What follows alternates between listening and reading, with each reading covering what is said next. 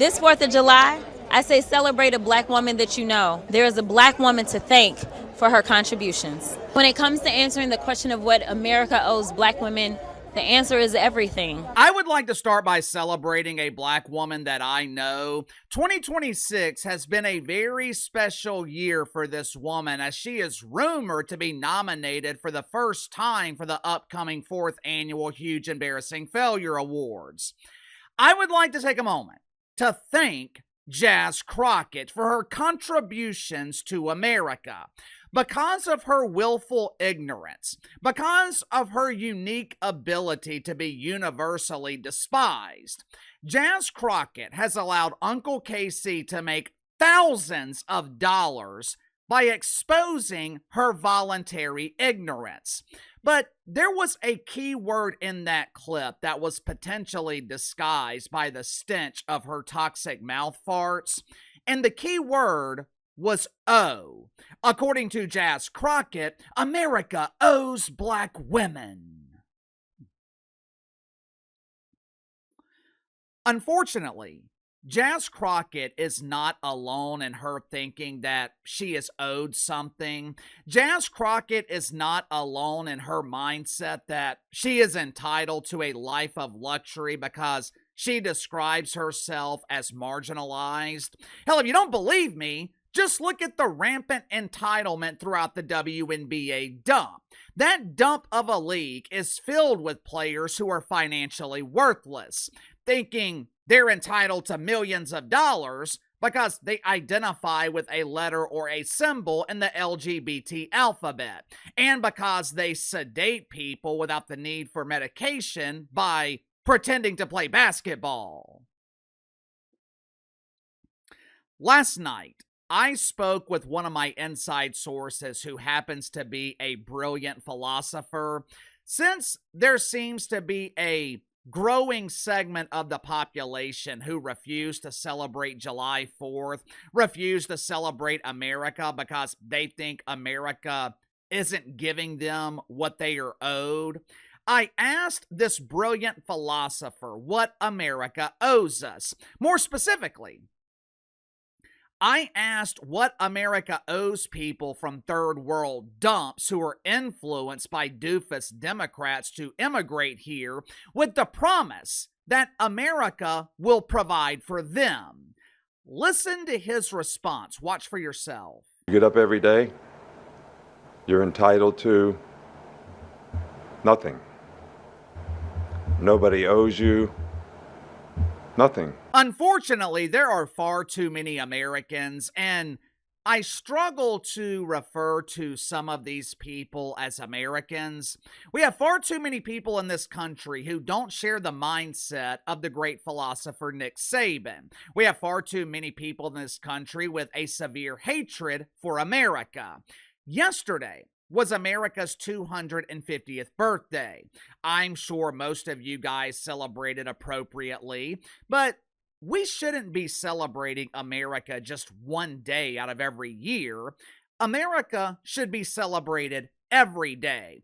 And what better way to celebrate this great country than wearing patriotic gear from the sponsor of today's video, American Attitude?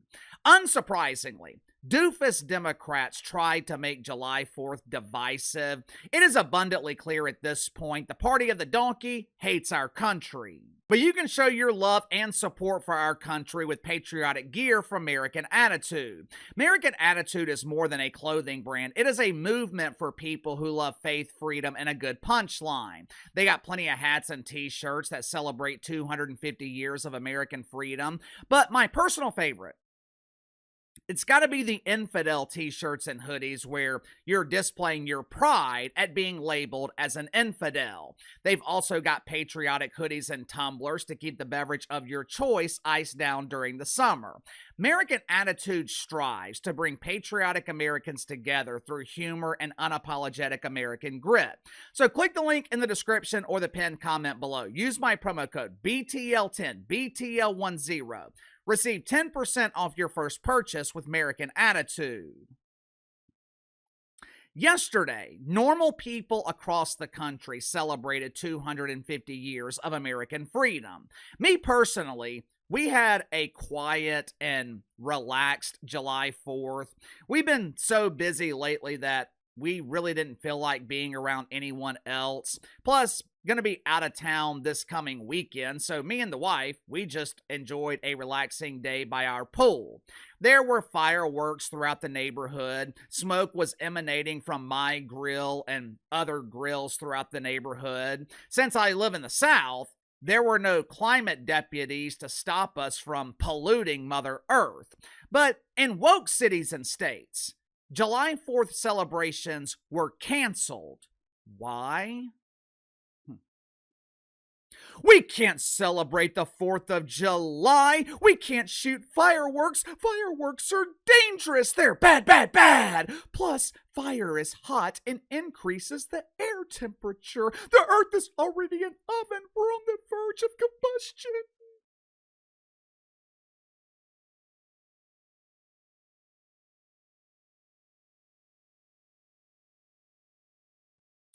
Several cities canceled July 4th due to extreme heat. Celebrations were canceled in Philadelphia, Buffalo. Celebrations of America were canceled because it's hot in July. Obviously, these were just excuses. This was just another way for doofus Democrats to polish the turd. This was their way of disguising the real reason celebrations were canceled. The real reason celebrations were canceled is because an overwhelming majority of doofus Democrats hate America. You don't have to take my word for it. Uncle KC always comes with the proof. Watch it for yourself. What does July 4th mean to you? Celebrate America, friends and family time. Among Republicans, what do you see? You see the clear majority say it's a time to celebrate America, 65%. Among Democrats, however, the plurality disagree. Look at that. What do you see? Friends and family time at 42% versus just 24% who say that what it means most for them is to celebrate America. Look at how we have an increasing polarization on this issue. We'll display the flag on July 4th, the American flag. Back in July of 2001, look at this. You had 68% of Republicans, 65% of Democrats saying that they would, in fact, display the flag on July 4th. You come over to this side of the screen, Republicans basically are where they were 25 years ago, right? 64%. But look at that Democratic percentage, absolutely plummeting, just 27%. Look at this divide, a growing divide on this question. Back in January of 2001, 90% of Republicans, 85% of Democrats. Look at this. Again, the Democratic percentage absolutely plummets. We see a city of contradictions within a nation of contradictions. We see the wealthiest country in the history of the world, one where children go to sleep hungry. We see monopolies that dominate every industry and oligarchs who buy elections. We see masked agents terrorizing our streets, eating food cooked by our undocumented neighbors before spiriting them away in unmarked vans. Who is we? While talking about America, while talking about Americans, Zohran Mamdani kept using the pronoun we. Last I checked, Zohran Mamdani was born and raised in Uganda. I'd be willing to bet the vast majority of real Americans, I am a real American. Vast majority of real Americans have no idea where Uganda is, and most of us, we could not care less about Uganda. Zorro did not become an American citizen until 2018. So what the hell can he tell us what it's like to be an American? Unfortunately, Zorro represents the majority, I think, of the party of the donkey, a party that once at least pretended to appreciate America. Even though doofus Democrats and Republicans have always disagreed on policy, for the most part, we agreed on what matters most, values. But now, the party of the donkey, they do not represent the values of America. Moderate Democrats, Chucky Schumer, Hakeem Jeffries, Nancy Pelosi, 20 years ago, they would have been considered far left. Today, they are described as moderate. Why? because they have allowed the party of the donkey to be taken over by radicals, whether it's radical leftist, radical Islamist, communist, or as they now prefer to be called, democratic socialist.